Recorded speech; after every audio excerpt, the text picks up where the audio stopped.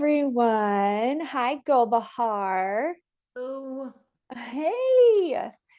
Well, welcome everybody to our evening session of day 3 of the Blissful Birth Awakening. I am so happy that so many of you have been tuning in and watching the replays. It's been absolutely amazing getting to interact with all of these beautiful women and so much feminine wisdom for us to impart into our birth and motherhood journeys. And tonight, I'm so excited that my best friend in the entire universe, Golbahar Dadyan, my partner at the School of Metaphysics for 8 years, that's how we met. So we dived into intuitive readings together, dream interpretation. We were teaching and leading people and teaching mindfulness and meditation and concentration, astral projection, you name it, anything metaphysics, we were in it, right? we were in a play, a cantata. We did it all. Yeah. Yeah, we attended the Parliament of the World's Religions together, and we conducted a play on peace, and we both portrayed Nobel Peace Prize laureates in that play. It was a wonderful performance and just a beautiful experience. And Golbahar is my motherhood bestie because we had kids like right around the same time. Which Um, was yeah. So I think I mentioned this on an earlier call, but I'm like an astrology freak and I love like looking at the patterns in astrology and how they play out in families, which we're going to be talking about internal family systems tonight. But as if she and I planned this, our two oldest are exactly 6 months apart. So they're astrological opposites. They're Virgo, Pisces, and our two youngest are exactly 6 months apart. So they're astrological opposites also. And they're Taurus, Scorpio. So it's pretty wild, like how our families have so many themes in astrology. But Golbahar is with us tonight, and she's going to be sharing so much wisdom on internal family systems and intuitive readings and all of the goodness that she has learned in the last 7 years and even beyond in motherhood and about self and self identity. And I'm just so glad you're here, sister. I'm so glad to be here. And I just want to say I'm so happy that you're doing this, Leah. For those of you who are listening, you might not know Leah very well. I know her very well. I would just want to say we probably grew up together because we met when we were in our 20s, Yeah. very young. And she's the kind of, I'm going to start crying a little bit. She's the kind of person that puts a tremendous amount of attention and passion and care in anything she does. If she's in motherhood, in being a birth worker, and when she was a teacher and a director, like she pours her whole self. When she decides that there's something she's going to do, she really does it. So I'm so glad that these women are getting to listen to you and learn from your wisdom that you've gained, not through just being a birth worker, but also all the education you've given yourself in these 7 years. You've really dived deep into like understanding how to be a good parent and a good mother, which is so inspiring. And I'm happy for the many women that are going to be blessed from everything you're going to offer them. Thank you so much, Golbahar. That touches me. You're making me cry too, girl. Yeah, just excited for you. And so, yeah, I'm glad you asked me to come on. And I've been just a little bit about me. I've been studying, obviously, at the School of Metaphysics. I've studied yoga. And my husband and I have a business called Akashic Resources, and we do readings. And just recently, the past year, I got into what is called family constellation work or family systems. And it really happened through some things that were happening in my life and my family's life that was very challenging. And I really didn't know how to move forward. And that's a lot of times where people find family systems is where there's things in your life that you just don't understand how to move forward with. And it's like there's a stuckness that you can't comprehend. And family systems, family constellation work is the answer that I'm so excited to talk about this because honestly, it's like I've been saying for so long, like there is no way that I'm just supposed to work on myself and just it's all about me. Like I'm connected to a system and that system means something, it does something. And so this is where this work comes in. And so I'll speak a little bit about that and just do a little intro on what this actually is. And I will just preface, I am by no means a master in this, but I have dived very, very deep and learned a lot. So I'm sharing from my own personal experience. And there's definitely great resources that I can offer if you want to go a little bit further with it. So, starting off, um, let's actually begin with some grounding, if that's okay. Yeah, And let's do it. let's do that. So, put your feet to the ground, lengthen your spine, and just notice what's behind you and what's in front of you. What's the space that's in front of you and behind you? And take a deep breath in and just move in whatever direction your body is asking you to move. Deeply in and out. Maybe wave your arms side to side or move your spine. Ask your hips if they're talking to you. What's talking to you in your body? And I just want you to feel really connected. And whatever's coming up, just take a deep breath in and let it flow. That sounds like such a beautiful mindful practice. Hello. I don't know what that was. That was so interesting. And just centering now into your heart space and put your hand on your heart and take a deep breath in and exhale. And I want you to call into your mind all the people in your family system, anyone that you can think of, those that are present now and those that have come before you. And there is a lineage of women and men that have come before you that have carried life after life. They have birthed, they have lived, they have laughed, they have cried, and they have died. And I just want you to feel that they're there because they are there and connect with them and honoring them, taking a moment to just honor that they carried burdens for you so you could be here now. They made it possible for you to be here, no matter what their stories were. You're the continuation of life because of them, and you are a system that is connected to them. So, as you connect with your heart, connect with the infinite love, this infinity symbol that is running through your system and their system, and bring to it a little more awareness, gratitude. Thank you, ancestry. Thank you, family system. Thank you. Thank you for carrying the burdens of life so I could say yes to life, so I can be here now. And then just take a deep breath in and let that all go. And open your eyes. So this work really helps us to clear inherent patterns in our life because the way that family systems work, it's a field. Think about like a family has a soul, just like a person has a soul, a family has a soul, and it's a field. Just like there's a field of birth work, there's a field of chiropractic. The system of the family is this field, it's this network that's connected, and it's constantly wanting to stay connected. So the patterns actually keep it connected to itself. And this was work that Bert Herlinger, who was a German psychotherapist and a former priest, and through decades of work with families, he kept on seeing similar patterns coming up again, and this constant similar suffering that was happening. And he came up with this concept called orders of love. And this method revealed this truth that there's hidden family loyalties and that we keep these loyalties to each other, whether the pattern is positive or negative. We keep these to stay connected because it's always been about love and it's always a love story, and the family system is always moving towards love and towards order.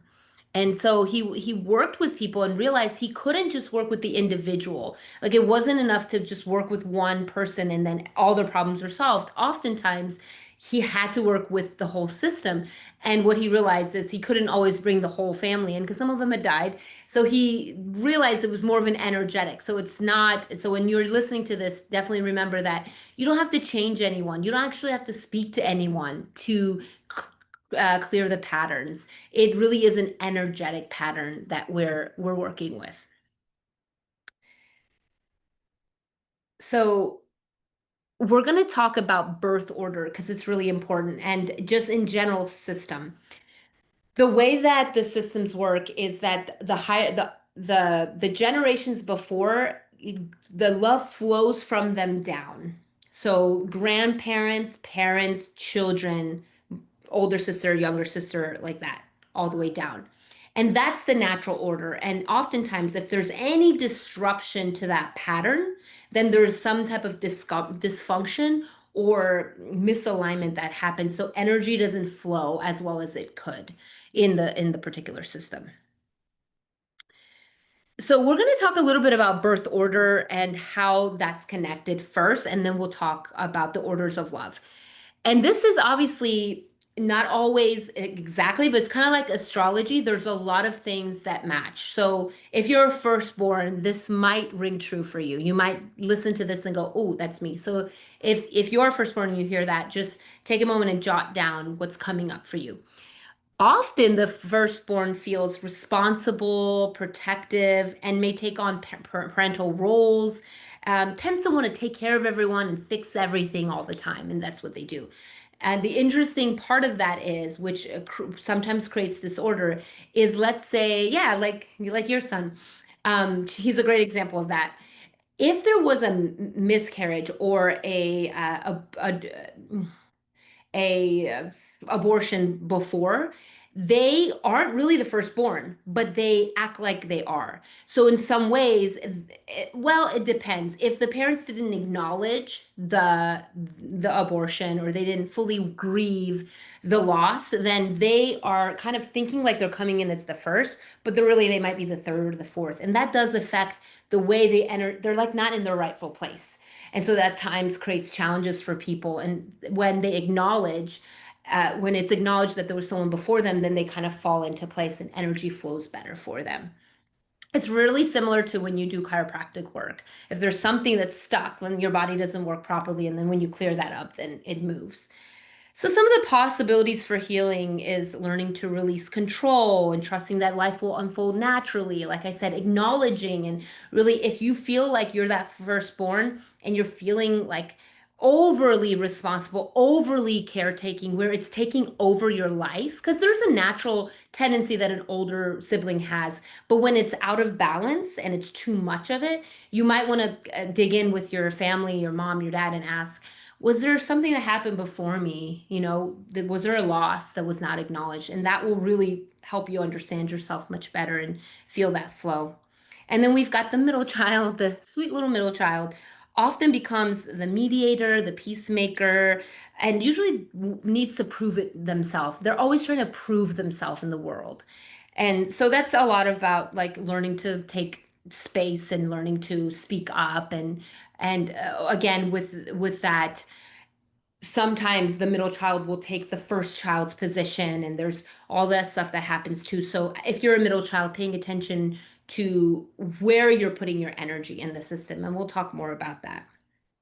And then we've got the youngest childs, they have it good because again the energy flows, right? Each child carries the burden for the next child. So usually the youngest has the most amount of energy and they're the most creative, they're the happiest, except if you're like me and you're in the wrong place and you thought you're the first child, which is exactly how I was.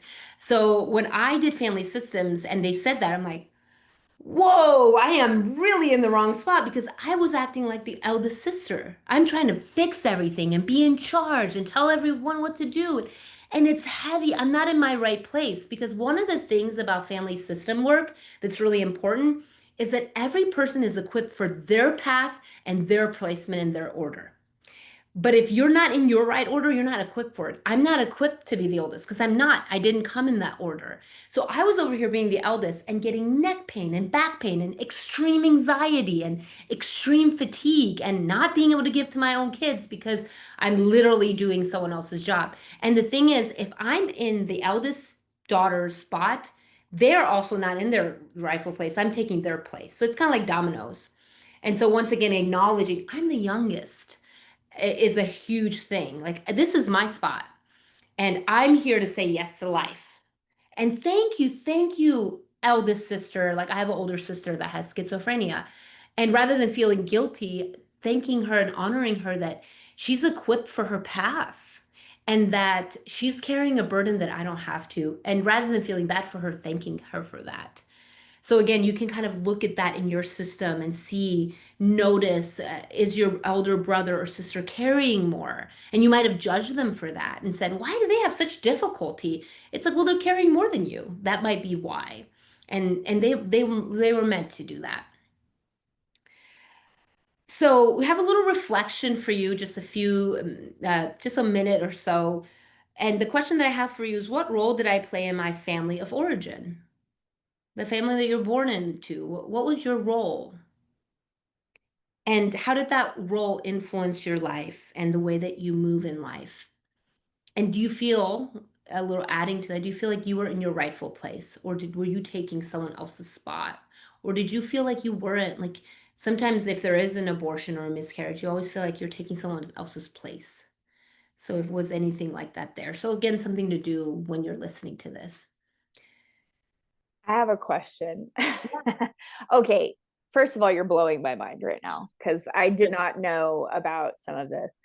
Um, for me, I just felt like I was always the one initiating connection and I still feel this way, having the difficult conversations, bringing up the emotions. And for my older brother was really angry, like all the time when we were kids. And, there was some really intense experiences with him every day. Like it was not a great, healthy environment for me.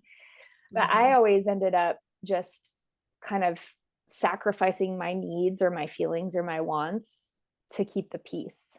And I now have a younger brother, but that we're like 22 years apart. So I didn't grow up with a younger brother. So I was technically the youngest. What thoughts do you have about that? Well, a few things that even though you were technically first of all, just if you don't mind me asking, was there any miscarriages, abortions before that you know of? I don't know. I feel like not, but I don't know. Okay, so that's something to see. The other thing is, even though there was a period of time where you were the youngest, you're acting still like the middle child, trying to keep the peace, taking care of things, which is part of what they do. And they try to tend. So there's that layer. And also, you were probably also kind of in your brother's spot, taking care of things, making sure everyone's okay, protecting, guiding, which is the position of the parent, but also of the oldest. So I see more of that you were in your brother's spot, but also in your mom's and your dad's. You were parentified really young. So you took the role of the parent. Instead of the child. So like for you, you needed to be just saying yes to life, enjoying life. You shouldn't need to worry about the emotions and things like that, but you took another place, which happens. And so it's not about that you did anything wrong or there's anything wrong with that. It's a pattern that you were carrying to keep the connection. And so all that needs to be done now is to acknowledge I am in my rightful spot as if you see yourself as the youngest or the middle child, however you see yourself. And I'm going to say yes to life. And I'm going to leave the burdens with my mom and dad. I'm not their parent. I'm not here to parent them. I'm not. They know what to do because they're the older ones. I'm the little ones. And we'll get into that a little bit. That's great. Thanks for that. Yeah. So then we talk about the four orders of love, which is from Bert Hellinger's work. And it goes so much deeper than this, but this is the very bare minimum. So he first identified the three orders, and then he came up with the fourth, which is the spiritual movement behind life, which is the concept that these orders are designed so that there can be a spiritual movement, an energetic movement in life. The goal of a family system and a family soul is for it to evolve, just like a soul. A soul is here to have dharma and karma, and it's here to learn and evolve and transform. The family soul is also doing the same thing. And similar to karma for a soul, and for those that just to make, I mean, most people know what karma is, but just to like, if you don't, the law of karma is described as just and exact. It's there so that the soul learns what it needs to learn. The same is true for the family soul. The patterns that are carried, they're carried for a reason. They're a protector because they keep the learning going forward. It supports that learning. And that is exactly what the system is supposed to do. And these orders support that. So, number one, which when I heard this, I was like, oh, everything in its rightful place. It's called belonging. Everyone has a rightful place and everyone belongs in that system. There is no one in the system that is not supposed to be there. No one. I don't care if you're whatever you are, whatever you're doing in the system, you belong in that system. And so, what does this mean? No one can be excluded, forgotten, denied, not children lost, not parents who left, not those who were shamed or rejected. When someone is excluded, this is really crazy and interesting, a later family member often carries their pain unconsciously. And so I'll give you an example of that. But before I give that example, this is also true if there's a parent that's a sexual predator, if they're a murderer, if they're an alcoholic, they could be the worst human. They still exist and they need to be acknowledged in the system, which is really hard. But it's not about the person itself. It's more about the energetic of acknowledging that person's existence. So here's a few examples that I think is really interesting. One is related to a grandmother who had, and this is a true story, she had a stillborn baby and never acknowledged that stillborn. Terrible. I mean, if that happens to anyone, it's very, very challenging. There's a lot of grief in that. And she never really acknowledged it. And there was a woman that the granddaughter that was having a very difficult time conceiving and keeping her babies. And it was because for her to keep the belonging and the connection, she was expressing that grief and that energetic until she did a constellation around it and actually expressed the grief. She didn't even know that was true until she found out and she dug into the system. And when she did that, she easily became pregnant because she no longer carried that burden and carried the energetics of it. Another one that's super interesting is there was a son that this woman, her son was smoking pot a lot, but it wasn't coming off as an addiction to weed or pot. It was an addiction. He was acting as if he was an opioid addict. He was a total mess, like totally as if he was addicted to like heroin or fentanyl.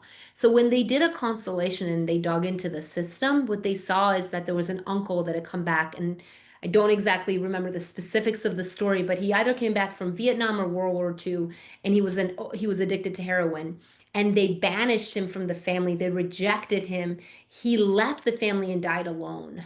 And so this child, many generations down, was expressing the lack of acknowledgement that happened. So when they did a constellation and they acknowledged him and they witnessed that man, he stopped smoking pot. It was like it cleared up because he was just expressing that was not expressed before. So it really like clears the system. Any questions there, Leah? I know you're here, and Bren, I just want to make sure I'm landing it. Wow. It just makes a lot of sense. Like earlier in our call this afternoon with Carla Jeanette, we were talking about ayahuasca and like the maternal lineage and my experience in ayahuasca, where my grandmother came to me and like cheered, like, yes, you're doing it. Like she was so excited because I'm turning out very different in my expression than a lot of the women in our family. And then also I had an experience where I went into plant medicine, and birth brings all of these same experiences to the forefront too. There's such a parallel there. But my second ceremony in ayahuasca, I was asking for help with my marriage. And what I was shown was being abandoned by my mother as a child, not physically, but emotionally. Like there was something really painful that like she just couldn't handle. And then I was shown her being abandoned by her mother, and her being abandoned by her mother, and her being abandoned by her mother. And I realized I was feeling emotionally abandoned in my marriage. And it's like, oh my gosh, I'm literally like, this is there. It just helps me to have that zoomed out perspective to see that this is actually a lesson that I am healing for myself and for my whole family line. Yeah, exactly. And that you bring up a really good point, and I forgot to mention this is why, like, you might be wondering, well, how does this pertain to blissful birth awakening or conception? It's because oftentimes when you step into, I'm going to become a mother, or I'm pregnant, those things activate. Your system starts to activate because you're actually bringing something new into the order. And so a lot of this stuff comes up. And so if you do the work and you start to have these realizations while pregnant or before, you tend to have an more easeful experience with your own system as well. And that's probably why this abandonment showed up so strongly in your marriage. Because if you weren't married, you might have not noticed it as much, but you had an opportunity to express it. Yeah, absolutely. That makes so much sense. And bringing and that is something I talk about a lot, is that, the womb portal, if you will, with a matrix through which all life enters the physical realm. It stirs up so much stuff. And I've never thought of it in terms of like you're adding a whole new soul with its own unique personal understandings, its own plan, its own learnings, that is coming in to enhance the order and like allow for the flow of that love to come in a new way. And that is just really magical to think about. Yeah, it really is just so beautiful. That is what one of the beauties of birth is. You're birthing, you're not just birthing a baby, you're birthing, as you know, Leah, a new self, which you've been talking a lot about that, but also a new generation and an opportunity for healing. Because it's always been about love. It's always a love story. And we're not trying to change anything. We're just healing our perceptions of it. Like you being able to see, like, your mom didn't necessarily change, your childhood didn't change, but your ability to see what happened changed your perception. It healed your perception, so it changed the energetics in yourself and your marriage, which is really beautiful. Number two is order, respecting the natural hierarchy, which we talked a little bit about hierarchy. Life flows from the older generation to the younger. Parents give, children receive. No questions asked, no ifs and buts. No one's exempt from that, which was something that was like, whoa, blew my mind because my energetics with my mom was very different than that. When we try to parent our parents or feel bigger than them, we block the flow of life for ourselves and for them. We're actually taking their spot and our spot. And so there's a block. And I have two examples, one of my own and one that I know from a story. Like a woman feels responsible to her mother's sadness. And this is actually very connected to mine too, and feeling like you have to carry your mom's burdens, her challenges, her money challenges, and her relationship challenges. And a lot of times, if there is money and relationship challenges, it's connected to the energetics of the mother. And for me, my mom was 15 years old when she got married to someone 18 years older than her. And she left her mom, but she never energetically left her mom. And she never grew up really. She kind of stayed 15. And she never really let go of that burden, that sadness, and she carried it. And then I, coming into this life and even in my marriage, never left her. Oh, frozen. Am I back?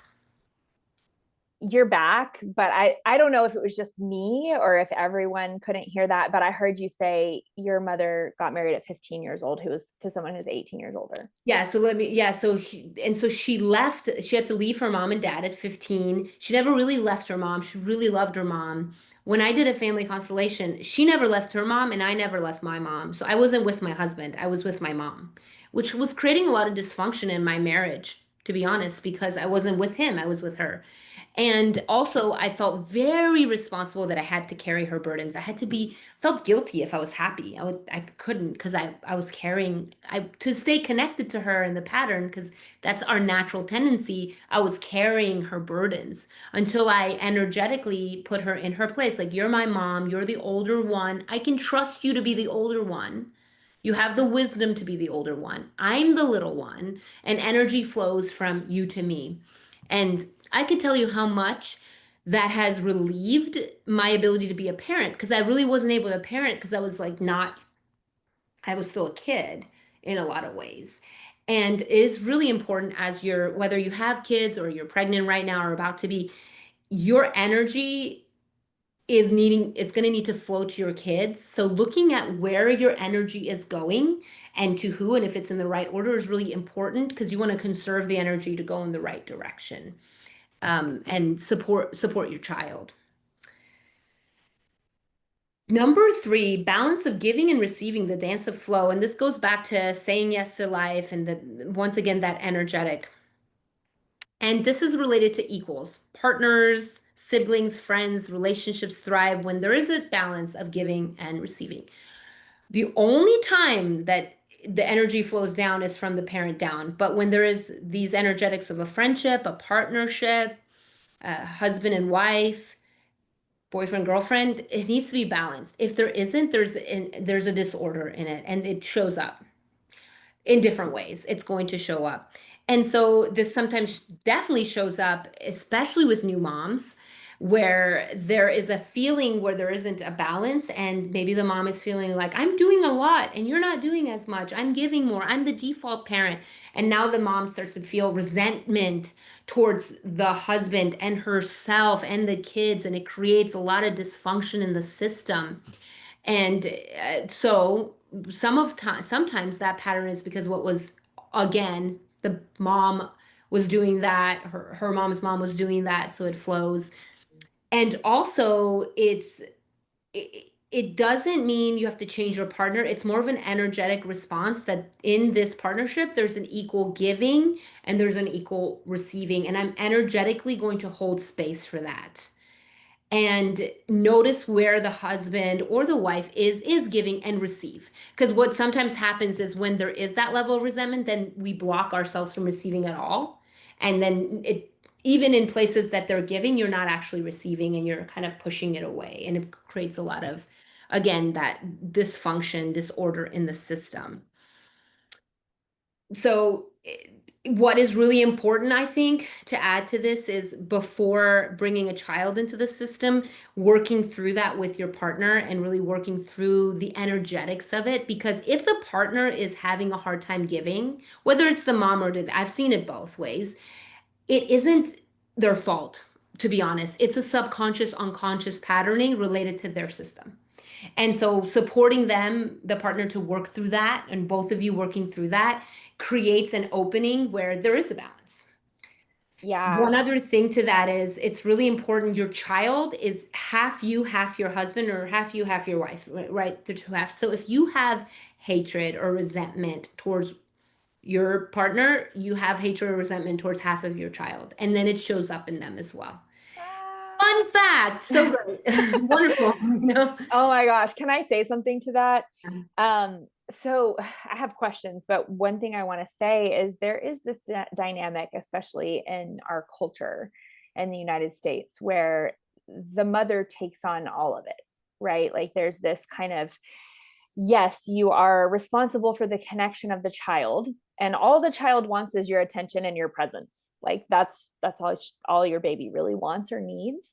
And you're also doing the housework, the grocery shopping, the meal planning, the calendar, the family schedule, the birthdays, the swim, like you're doing everything. And in some cases, like you're also earning the income and paying the bills, right? And there's this mental load that's talked about in our culture that I feel like I've seen a pattern again and again. And it starts in pregnancy because, well, the woman's body is the one carrying the baby. So she's making her own doctor's appointments. She's doing all the research on her health, and partner's like, how can I help?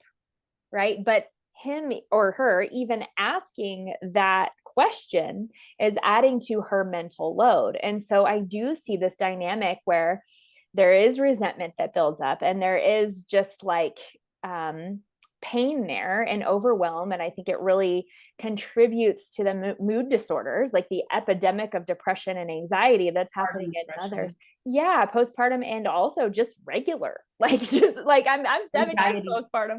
Yeah, exactly. And one thing I've seen, and I really appreciate you saying this when you're talking about still being attached to your mother and all the energy that's going to maintaining that connection and being of service to your mother. And I do think, like, I know you've mentioned some of this is cultural for you as well.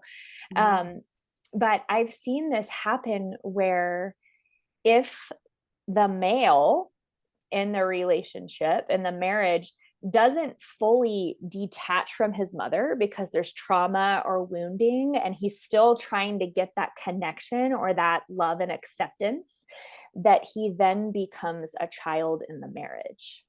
So, Mm-hmm. what that would look like is not being able to reason for himself, not being able to plan anything, not being able to make decisions without asking the partner, kind of like a passivity. And I wonder what you think about that. Yeah, and so the way that specifically, I have so many thoughts about it, but to like put it in the lens of family constellation, the cool thing about it is the partner doesn't so what I would say is if that's actually happening in the marriage, knowing the family history, like let's say this is happening in your marriage, asking some questions. What was your relationship like with your mom, your dad? How do you feel towards your mom and dad? And just from a perspective of understanding, so you can get more information, and then acknowledging that in you and acknowledging the rightful place of your husband or your wife in her system actually changes the energetics just by doing that. It change because it's energy work, it's the energetics of it. It's not, yes, it's nice when the person actually consciously chooses, but oftentimes when you do that, they feel the movement. It's very similar to network chiropractic work or chiropractic work. There's like, your back hurts or your neck hurts, and you're like, oh, I've got to change the muscle. It's like, no, it's really not the muscle. It's the system surrounding the muscle that's not allowing the muscle to like relax. And so when the system relaxes and the energy flows, then all of a sudden your muscles are great. And so that's the same as it's that acknowledgement and the witnessing. And some of the things you can do is like light a candle and put 4 candles or however many people are in the system, and then put them in the right order and say, I acknowledge this order. This is the rightful place. And ideally, if the partner would be open to doing that as well. And this way, it's really helpful because they don't then feel like I'm wrong or there's something wrong with me. It's like, no, it's just like we're just clearing the system. So that's an option that can be done. Even deeper would be doing family constellations where you constellate that relationship with people, practitioners that actually do that. And it's wild what shifts.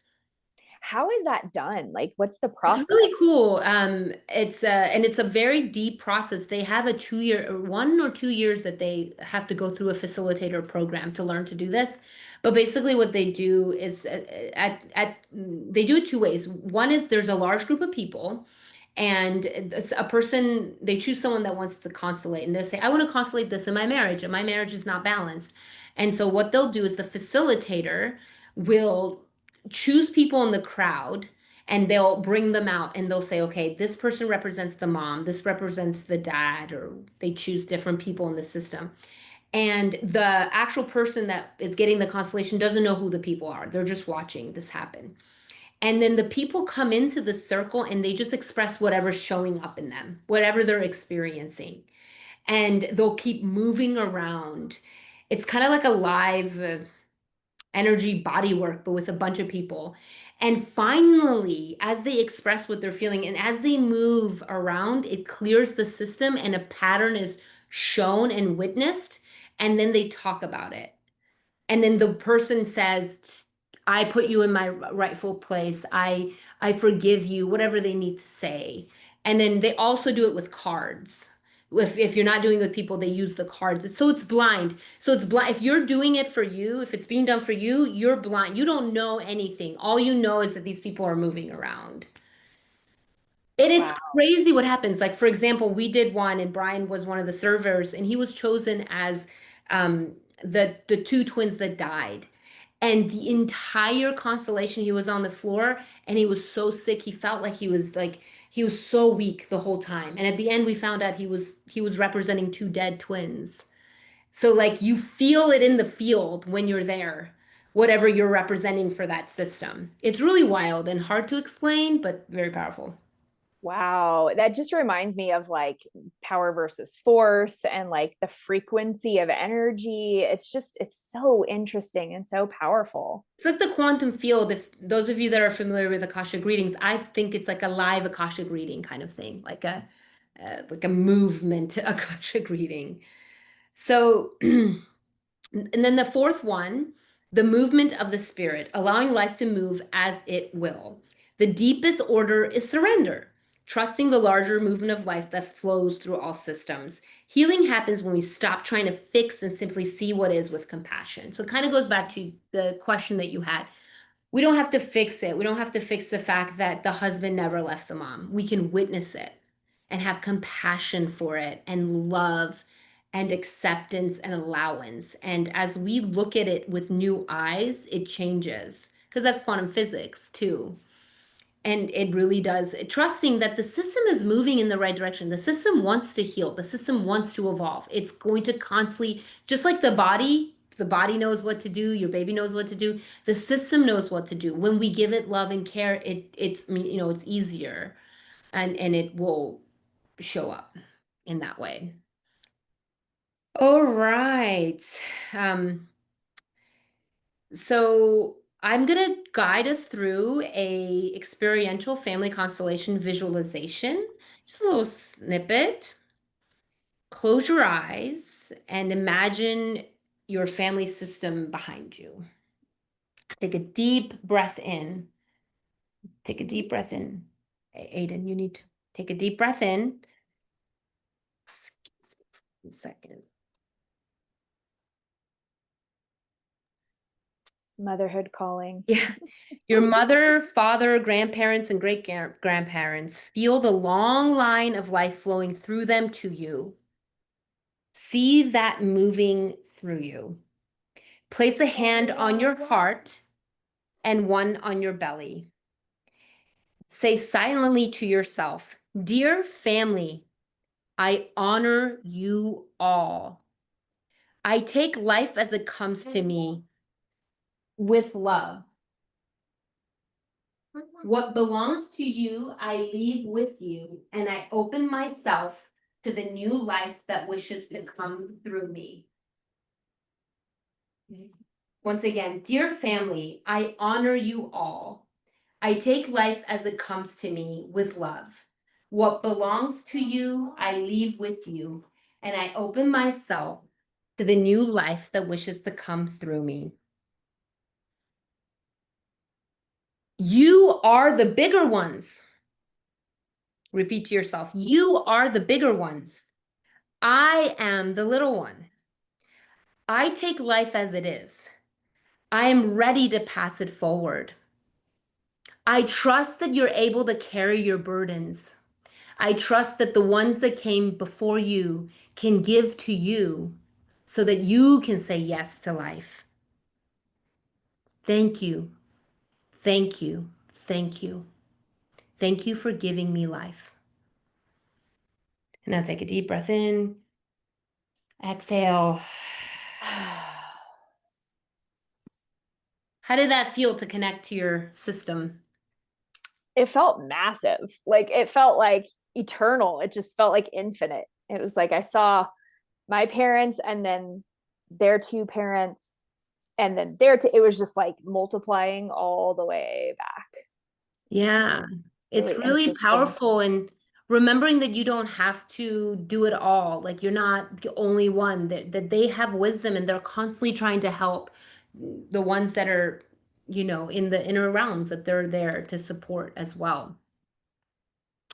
So yeah, that's kind of like the crash course on family constellation, family systems. Yeah, I love it. That's so interesting. And as many times as we've talked about like karma and, past lives and ancestral healing, like hearing it like this in this setting is just really different. And I so appreciate that. And it's so magnificent to know this before you start your family. And you can really strengthen your relationship using this and understanding that there's now like an eternity of family systems coming together Yes. And as you start to, start to care for your kids and as they become toddlers and the challenges, you can continue to look at the system and go, okay, where's the pattern? And ideally, if you have your parents in your life, you have your grandparents, you have family in your life, you ask them questions, you learn more. One of the things that I learned is that there was a big thing about the lost children and a lot of death that had happened to the children in our family, but no one had acknowledged it. And it kind of had showed up where my brother and his kids weren't talking to him.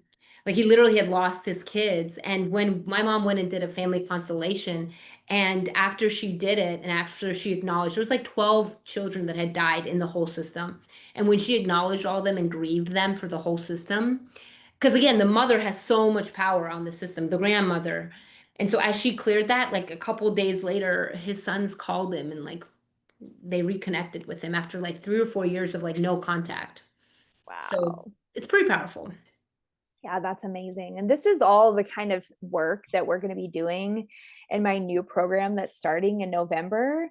And I'm so excited to like guide brand new mothers through this kind of deep reflection. Like I didn't have any of this, right? Like I'm so glad that we have ourselves now to like all of our the people in our spiritual communities that are coming into motherhood, starting to plan their families. It's like there are really important things that at work that needs to be done, and it's all related to love and self-love and just awareness and understanding of what's happening in this process.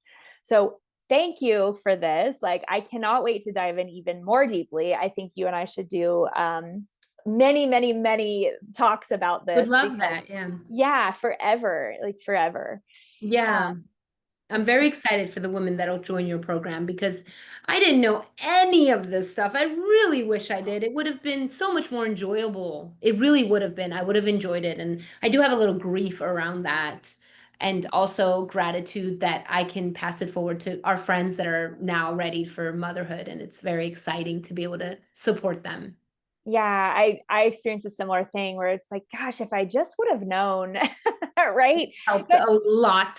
it just doesn't exist in our culture. Like you have Yeah. to actively, all of the things that I am putting in this program, you have to go find them in different places. I And know. that, I love that about it. yes, I just can't stand that. I'm like, we got to get it all in one spot. And this is why I love the name of your podcast, Liberating Motherhood, because I think that's exactly what it is. Motherhood is supposed to be enjoyable, fun, fulfilling. I mean, it's hard. It can be hard. You can get tired, but there's so much beauty in it when you have the right tools and when you have the support. And every mother deserves that. And I'm so excited that this is going to be available for them. And it's going to change the world. It's literally going to change the world because when kids are raised in this type of environment, then they are more functioning and more aligned with themselves, and then we have a healthier world. More tolerant of one another and more empathetic and loving. It's And like the answer to peace. It's really simple. Just take Leah's course and there'll be peace on earth. thank you so much, Golbahar. So tell everybody where they can find you if they want to like know more about Yeah. you and your offers and all of that. AkashicResources.com is the best place. We have a Facebook group as well, Akashic Resources, and we have some new offerings coming up. We do a ancestral reading now, and I've been doing some family constellation sessions, which really I'm not a constellator or anything like that, but it's more about like helping people understand the concepts a little bit more. I love that. I love that so much. And our drawing prize for everybody who puts the homework every day in the Facebook is a reading from Akashic Resources. And if you are not familiar with these readings, they are life-changing. Golbahar and I used to study at the School of Metaphysics together, and it was really a deep dive into the Akashic like levels of mind, and there were all kinds of different reports that we studied and the universal truths in these studies. Hi Aiden. Hey bud. Oh my gosh, you are so vibrant, buddy. Look at him. Golbahar. Maybe 5 soon. I can't even believe that you're turning 5, buddy. I'm so glad to see your face, Aiden. You're always welcome here. You know that? Yeah, he knows. So these readings are it's Daria. Hi, sweetheart. How are you, sweet girl? It's Leah. You know me. Yeah.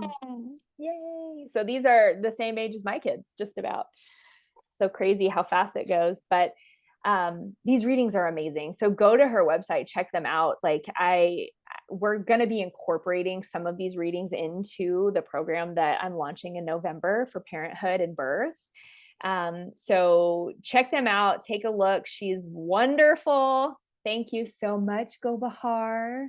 I'll let Thank you get back to you. your Sorry, I don't know how they family. wandered in here and I don't want to yell. So I'm like, okay. You know what? Like, you are leading by example because this is the most important thing in the world.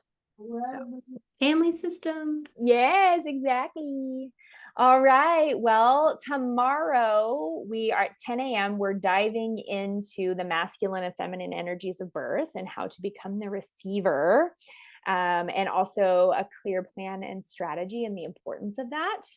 And that's at 10, and we will see you there. All right. Thank you so much, Golbahar. Thank you so much. Thanks for having me. Love you all and have a wonderful day. You too. Bye. Bye, Bryn.